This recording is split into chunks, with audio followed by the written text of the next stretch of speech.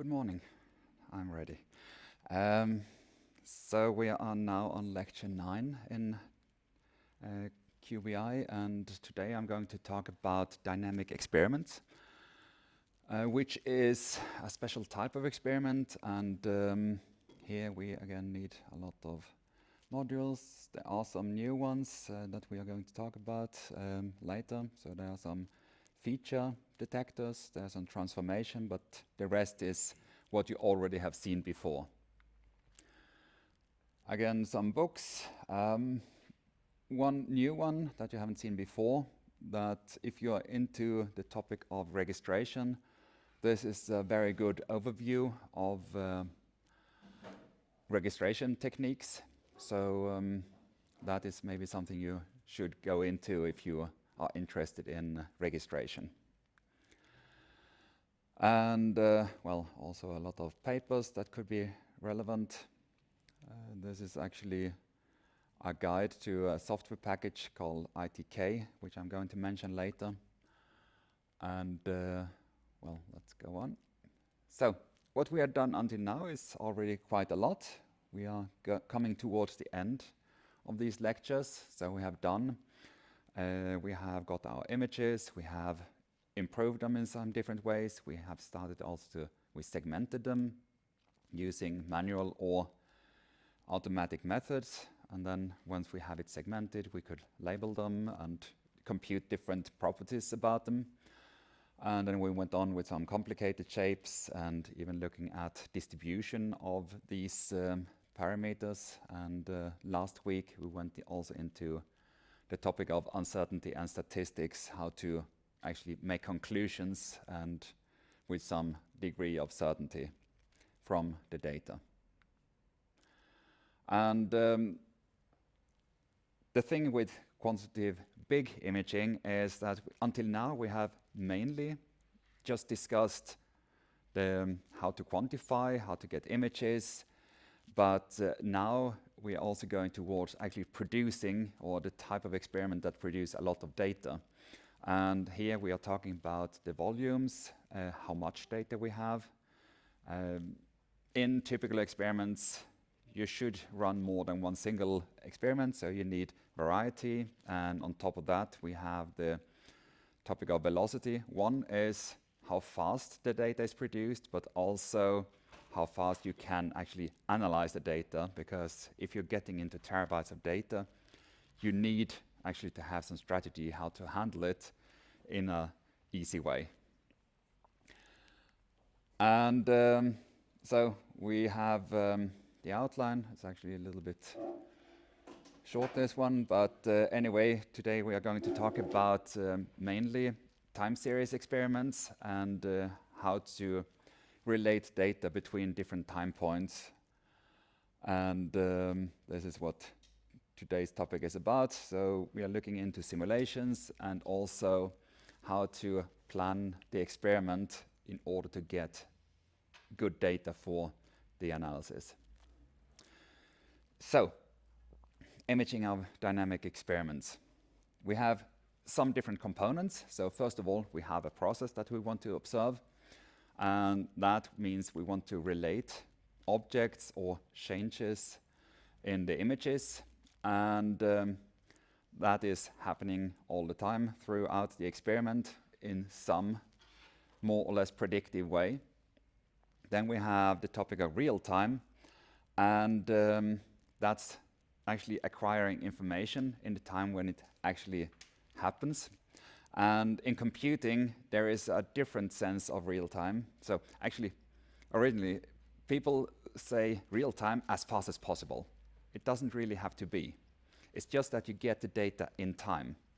So in computing, you're often talking about the data needs to be processed in milliseconds in order to, for example, have a responsive user interface.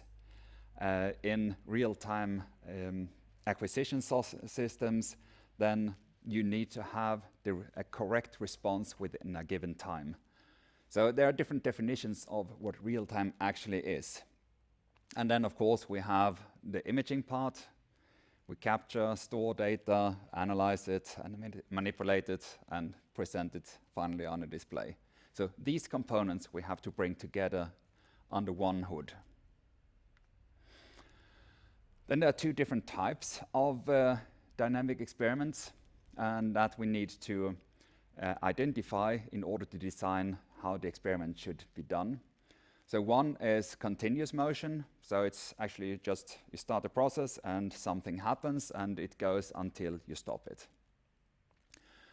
The other alternative is repetitive, and that is a process that actually is cyclic, so it goes back and forth like the swings here. They go between 2 points, and with that you can actually sample several times or several cycles of that and actually gain more information about your process. So, and that also gives, of course, different approach in how you analyze the data. With the continuous, you have to hope for that there is not too much randomness in the process. So in that way, you have to actually start several experiments of the same type and get some statistical variation from that.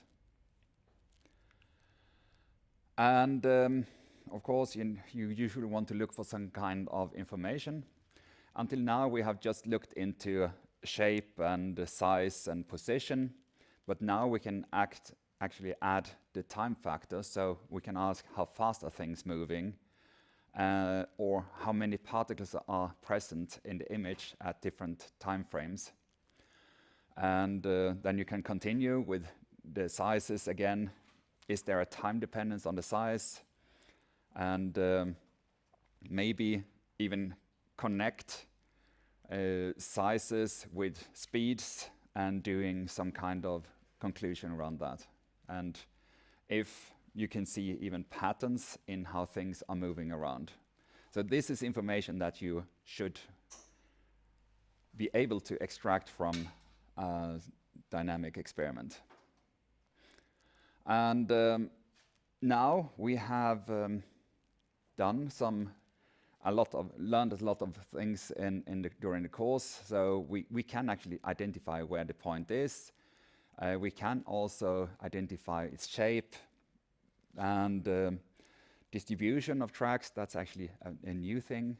Then we can track possibly voxels or grade level distributions, and even if we want, that is later today, look for deformation and strain within the images and whatever you can come up with. So these are things that we want to address in order to analyze our I get a temperature warning. Interesting. Let's hope the beamer will be with us for today. That is not in the lecture. So we also have a time limit in that case. So what you can do is, so actually the problem when you do this kind of analysis is you may have a three-dimensional image, which as such can be a challenge to look at, but it can get even more tricky if you look at this. It's a time series of a volume, and trying to analyze that visually is near to impossible. So you have to reduce the data in your time series in order to make it accessible. You can also see 2D movies can be quite tricky. So if you look at this movie, it's a water jet, and you see these faint little blobs. They are bubbles, and we want to find them in, first of all the noise and artifacts, and then they're moving pretty fast. I don't even think you can get a true track out of these, so that's really also quite a challenge. A fun experiment I did many years ago was to observe how the coffee is made within this mocha. And with neutron imaging, you can see through the aluminum, and you can see how the water is first filled, and then the water is leaving the lower chamber and then go through the coffee and then fills up the coffee on the other side. This is the movie that made me a YouTuber, so I think I have over 100,000 views on that one. nowadays. So yeah, so that was more a demonstration example, but it's a nice way of visualizing. You can see the time series here as a three-dimensional image, where instead of looking at it as a movie, you can visualize it like three-dimensional structures, and that can help you also in the analysis. Then we have other types of three-dimensional structures. So for example, tomography is in principle a series, but not a time series. It's more an angular series where you rotate either the gantry or the object to get different views, and that can then be reconstructed. Another thing is in microscopy, can do stage tilting, and with that you can actually also reconstruct some depth in the images through this wiggling. And dynamic experiments, we have two major parts. One is rheology, looking at how fluids mix and move during a process. So it could be blood movement in arteries, it could be oil movement through porous rocks, or maybe just the airflow through a dough when you're baking bread. The other side is deformation, so it's more geometric changes, and that could again also be applied to the medical. If you want to look at, for example, the heart shape, could be one during the cycles, could be one question, could also be in mechanical engineering. You want to see how the strains are evolving within the sample, or maybe another thing would be if you put wood under compression to see how it behaves. So your imagination is what limits what you actually can do, but typically it's about looking into fluid movement or in shaped distributions. And well, then we can also have the particle cloud case, which I'm going to show you soon. So in dynamic experiments, you have a lot of limitations too. So first of all, you have a limited field of view. So you have to make sure that your process is actually taking place within your field of view. Otherwise, you will have lost information. You have a voxel size or pixel size, and that limits actually the smaller things what you can see, as we have seen before. Then new is another sample rate, which is the frame rate. How many images can you do in order to follow this process? Another actually beam related issue is dose limitations. So for example, some samples or actually also patients don't want to be exposed too much radiation dose because it can actually damage tissue. So therefore you have to limit the flux, and that in turn has the effect on the image quality. And of course, every measurement costs something in time, money, and that you also have to include in your calculation. So often it is a balance between what sizes you can work with and what time scale. You can mostly not optimize both for your experiment. So you have to make some kind of trade-off in order to get your experiment finished. So looking at the image quality, we have a couple of factors. We have the process speed, and that I already mentioned. Ideally, you should have so many images that you can nicely follow. The question is if you can it. Then you have the spatial resolution. Do you really have the spatial resolution to resolve the features also in space? And finally, you have the intensity dynamics. If you think back on this water jet image where the contrast wasn't very clear, then it's also getting trickier. But together, you should at least balance up something that gives you a reasonable experiment. So, for example, we have a dose-limited experiment. let's say you have 100 micron pixels, 1 second exposure time, and in this case I used neutrons, but it could be photons or whatever kind of carrier you want to use. And then in order to maintain the signal to noise ratio, if you want to have smaller pixels, then unfortunately you need to go up with the exposure time in order to maintain the signal to noise ratio. The other way around, if you want higher frame rate, you need larger pixels. And that is always a balance, and usually people say, okay, I can accept a little bit lower signal to noise ratio because I want it fast, I want small pixels, and and then we have to cope with the signal to noise ratio computationally through filtering, etc. One thing you can do is rebinning. So if you do your acquisition at some frame rate and you realize the spatial resolution or the noise levels were not good enough, what you can do is rebin, so actually resample the image to make the images smaller, which means you get larger pixels. The cost of it is that you get a lot more pixelated images, but you can see, but you may be able to follow the time scale instead.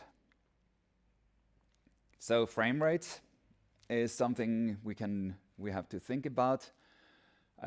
Ideally, you want about 10 to 20 pixels on a rising edge in order to images in a good way, to make good fitting on the curve. If you're unfortunate, you do a bad sampling and you don't see anything what is happening in the transition from the low level to the high level, and you miss everything.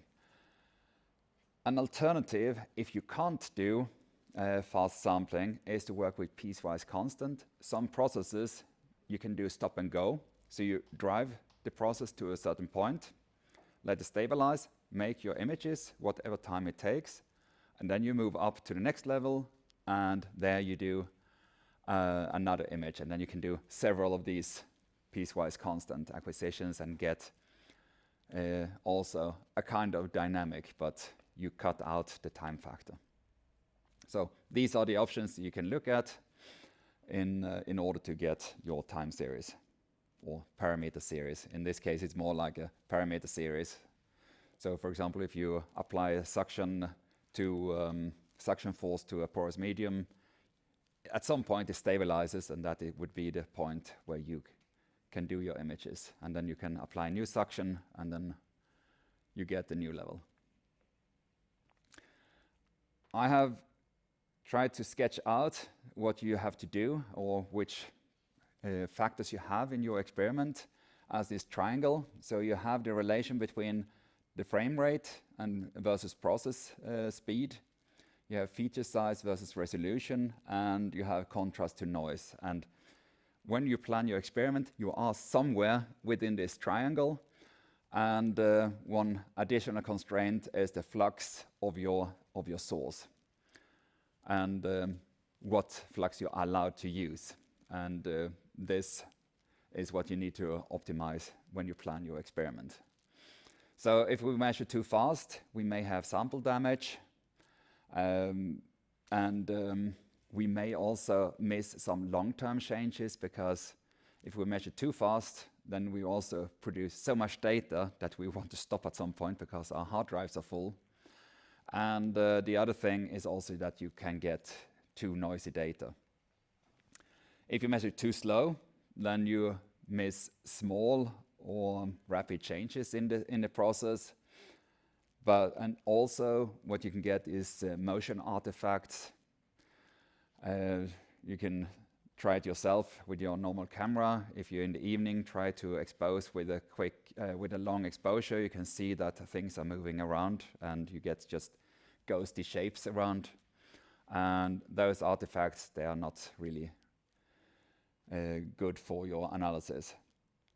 If you have too high resolution, and then you may miss larger structures, or you may not get sufficient statistics in your field of view, because the detector as such has a limited number of pixels, and if you work at high resolution, you may miss a lot of information. And when you work with too low resolution, of course, you're not so sensitive to small changes in the images. So this is a lot of factors that you need to look into when you do a dynamic experiment. Now to jump over to the analysis, a trivial process like you have a movie with a bouncing ball, it's just bouncing up and down, quite simple. You see that it's moving up and down in the movie, but now if you instead look at it as a three-dimensional image, you can see that the ball is bouncing in this y time plane, and if you extract that plane from the data set, you get the motion very clearly, and you can analyze it in the y time space instead. This works easy for trivial processes. So here is one example that we do as actually as a practical. The physics students, they come to PSI and do some experiments a day, and this is the experiment that they do. They do capillary rise, so they put a container of sand in a basin of water, and then the water is sucked up into this porous medium. And what you see here is, let's run it again. Okay, it's very slow. So what you see here, that in the beginning it rises quickly and then it gets slower and slower. According to Washburn's equation, there is a relation square root of t. So what we do in the analysis is to extract in the y time plane, extract this the front, and the points on this front, that is just an edge detection. We can then fit into this this curve. If you want to look at more about it, you can look at this tutorial, which I also have online, so that would show you a little bit how the experiment is done. A more challenging thing, this was only a single motion, so you just have a front that you want to track. The more tricky one would be to look at a particle cloud, like this snowstorm or snowfall, where you can, in principle, could track every single object. And watching this movie, you can do some qualitative comments. So first of all, the direction. It's going diagonally from the left to right, upper left to lower right corner. You can see that the larger snowflakes move faster than the small ones. In principle, it's a perspective thing. They probably fall with the same velocity, but here you can actually extract how far away these snowflakes are. And there is also great variation. Again, this is a perspective thing, that closer snowflakes look larger than the ones more remote. So let's get this movie. I actually extracted the frames from this movie using this bash command line. So this is actually a very good tool, the FFmpeg, if you don't know it. It's a tool where you can extract frames from movies, or you can create your own movies. And you can get pretty good MP4 compression using this tool.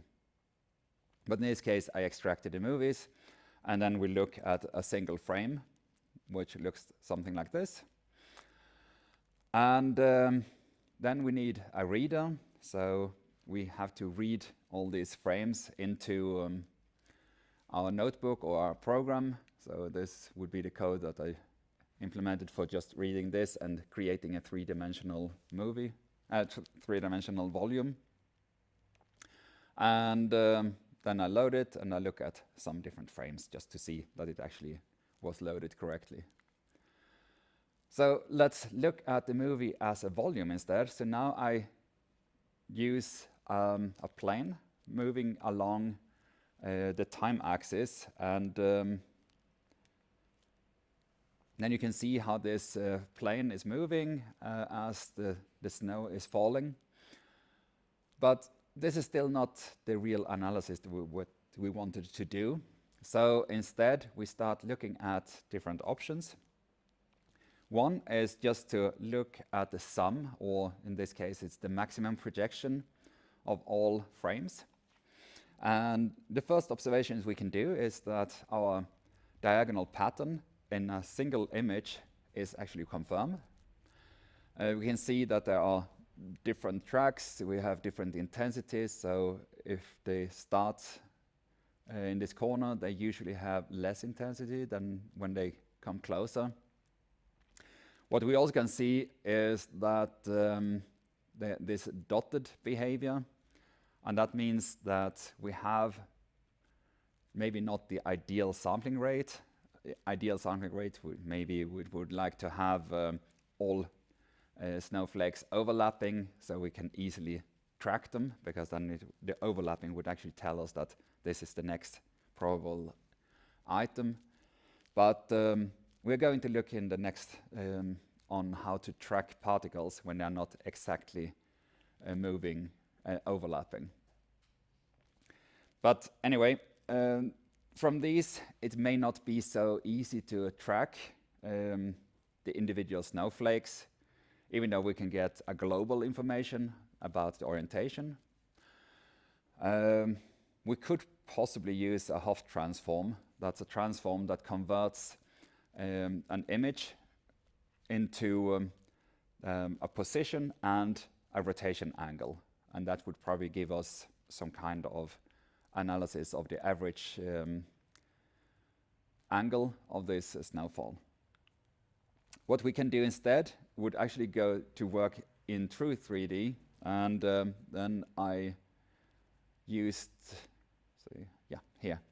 Here we can now better see how the snowflakes are actually producing tracks in the three-dimensional space, and using this kind of visualization, or this way, you could more easily identify the tracks of each of the snowflakes. But there are many crossing paths, so it's not that trivial as it looks, or as I'm telling you right now. But it's an approach how to work with many snowflakes. And this is actually what people are working with in wind tunnels. There are some examples where they actually let a lot of snow through a wind tunnel to observe different flow patterns. So this is one way of analyzing also particles in space. So often we need to know our parameters, and the first step may be that we actually do some simulation in order to, for one, see the parameters of our process and how we can tune our acquisition. But also it gives us a model where we can try our algorithms. So it's a good step to actually have a simulation. It's a little bit chicken and egg problem, because you need to have the parameters in order to simulate, and those you get from the experiment. So you probably have to play a little bit with different parameter spaces in the simulation to get to approximately where you want to be with your true experiment. So in order to find which blob or item belongs to is the same between two frames, we need to use something called tracking. And for tracking, first of all, we need to identify our blobs. And this is what we have done in many of our lectures before, ending up, for example, into centroids that we can use for the tracking. So with that information, we can start working on different methods. There are voxel-based or pixel-based methods, which would be cross-correlation, digital image correlation, adding also some physics to it, doing affine transformation or even non-rigid transformations. These are methods that can be used on the gray levels on the images. The other option would be to work on key points, and that is to identify characteristic points in the image, and I'm going to show both of these in the next slides. So let's have a basic simulation. It's very simple. We have this well-aligned set of dots. They are reduced to single pixels in this case. And let's have them moving. So we introduce a moving pattern, dx and dy, both in the -1 direction. So let's run it. So this is our simulation where this set of pixels are moving up towards the left corner. Looks quite simple, so let's try and see what the analysis looks like. First of all, we have to go through the analysis steps where we do the thresholding, we label the items. We have to do some shape analysis to identify where they are, and then we could do distribution analysis too. And all this information we put in a data frame. So this is more the technical part, how we store the data for the analysis. And so here we have some analysis code, taking the image, doing some labeling, computing the region properties, and then we stuff everything into a dictionary that we finally can get into the data frame. So this code produces a table that looks something like this, where we have labels, positions, area, and frame index. And as I'm only showing the top 5, we can only see the ones that are in frame 0. So, looking at all the positions that we have within this data frame, we see that the blue ones are frame 0, and then it goes up here. So this is a way just to visualize the dots we have. And now is the question how we can connect these dots with the corresponding between the frames. And we have a motion. In this case, we know it. So this would be our motion vector, or velocity vector is -1, -1. And that is what we want to confirm now in our analysis. And for tracking, there are quite many publications on that topic, but usually it's better to take the easiest one as soon as you can confirm that it's stable enough. You can, of course, do very fancy advanced tracking, but if it's not needed, why do it? So let's go for the nearest neighbor in this case. So we just track between 2 points. We have actually 2 images with point clouds, and we have also points in image 1. And what the nearest neighbor is doing, it's taking a point in image 1, or in the first image, and then it computes the positions which are most likely in the next frame. So it actually compares every point in the first frame with every point in the second frame. So that brings us to a comparison scheme that looks like this, which you can see here now that there is an ambiguity, namely that from frame 0 you can have two very plausible points, and this is where you have to put in some a priori knowledge that, for example, they are supposed only to move in one main direction to select the right one. Otherwise, you will get quite lost. Could be if you get into selecting this one, then you will miss out on that one, and that one will have a very strange track. So that is what you have to watch out for in your code when you check it. In the analysis that I'm doing here, it's actually happening just by chance, because they are listed in the order that it always takes the right choice.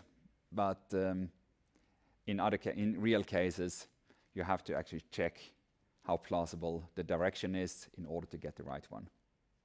Yes? Because it's not 2 frames. What?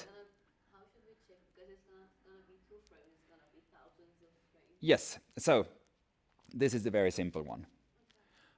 If you have many dots and many frames, what you usually go for is maybe something like a Kalman filter-based tracking, which includes not only the nearest neighbor, that's a good starting point, but it also includes the history. So you look at the direction of the movement from the previous, and with that you get a search direction. You can use the velocity to actually also predict it must be in that area. So with that you can actually improve the prediction probability. How's it called? Kalman filter. Yeah, it's not the easiest model to work with, but it's actually a quite robust approach, because you can you can include history, you can include statistics, you can get search regions from that. So it's a smart algorithm. But anyway, this is just the basic starting point. We have to start somewhere. Actually, I'm not going to talk about Kalman filters here. That's, I would say, even a course of its own. I mean, I did a PIV, but like particle tracking PTV. Yeah. But I'm not sure about my data, so that's why I'm asking how. Yeah. Yeah. No, but I can try to dig out some material for you. So this is just visualizing how it goes through and tests all the distances. So it's just a movie. But anyway, in the first round, we were able now to track and find very nicely aligned everything pointing towards upper left corner. And repeating it, we get all the other tracks stepwise into each. And this was just one way of doing the tracking. The other one would be actually how you find these tracking points is to identify key points.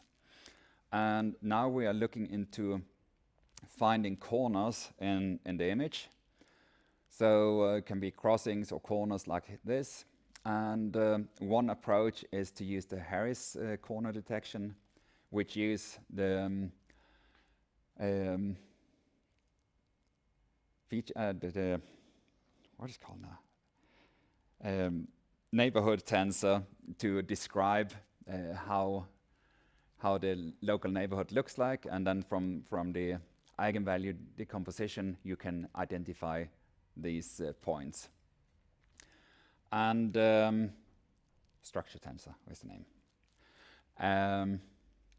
And then do some thresholding on it, and then you can identify these corners that we have looked up within this pattern. And this we can apply on the bone image, and you can see that it actually finds some points around an image which are related to local structures in this image here. And well, these are the spots. And the good thing with these features is that they are also robust under transformation. So that is what we're going to see on the next slide. So here we can see that, let's go there. So now we are skewing the whole object, and you can see that these points, they are still stable, even though we are skewing and rotating this object. So this is one of the properties you want to have on these feature detectors.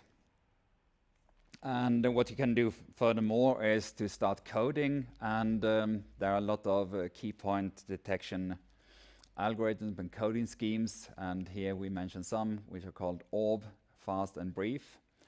And what they do is they look in the neighborhood around a point, and then it produces these bit patterns, and they should be unique for each point.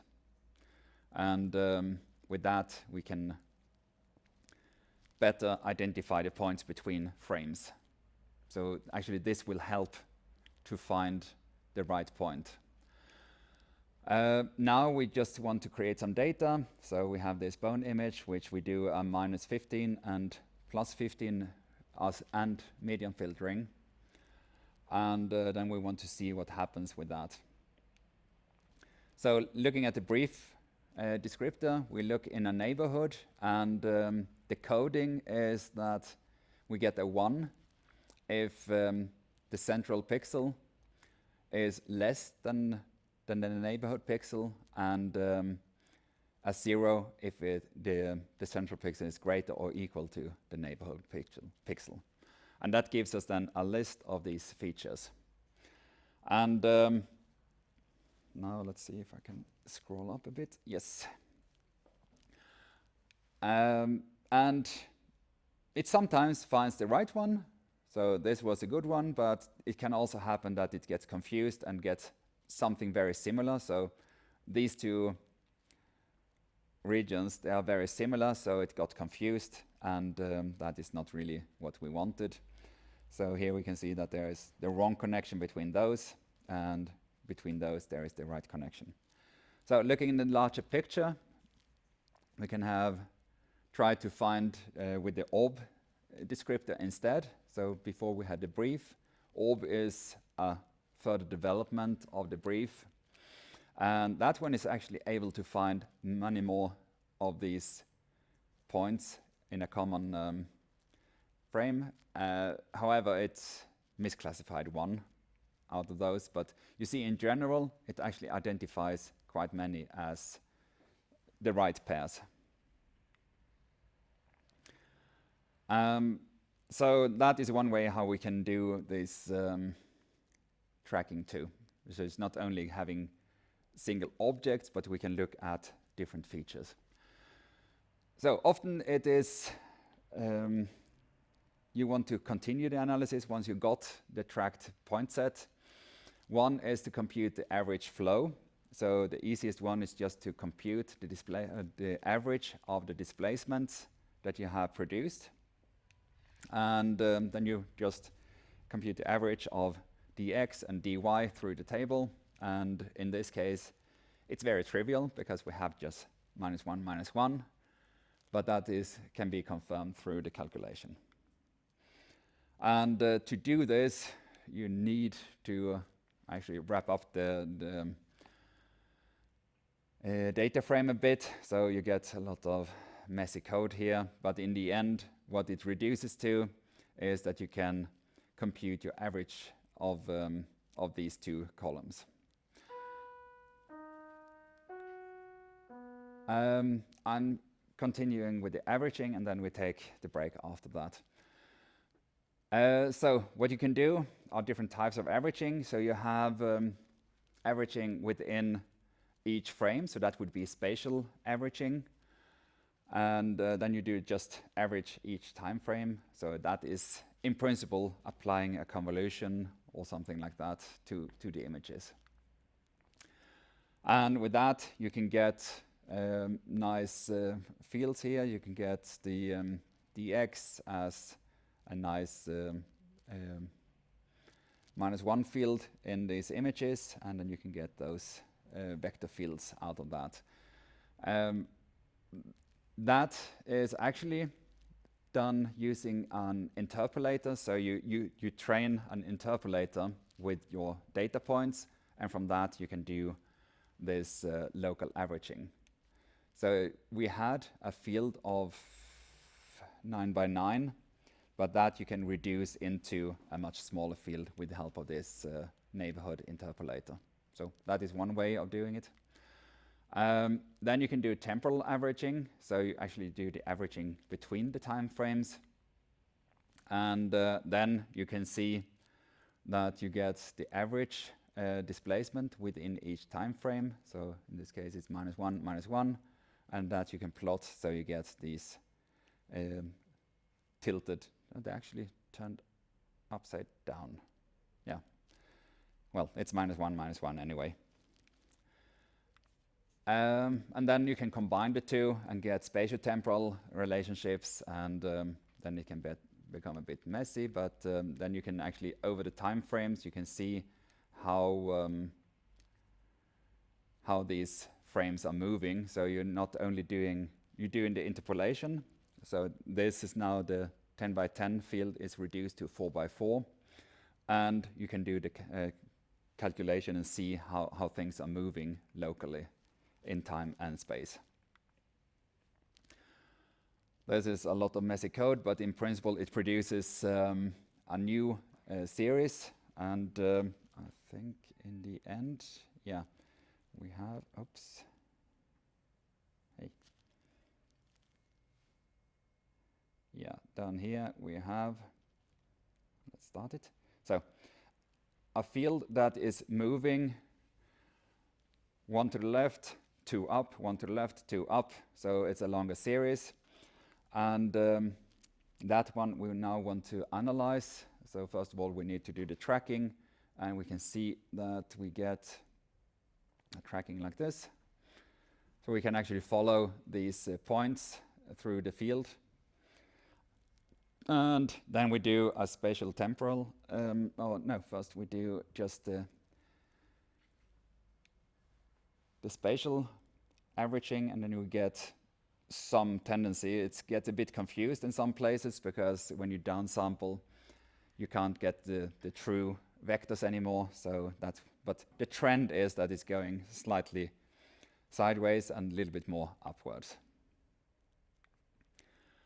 Then we can also do the temporal averaging, and then you can see that it's actually dx is going from 0 to -1, and 0, -1, etc.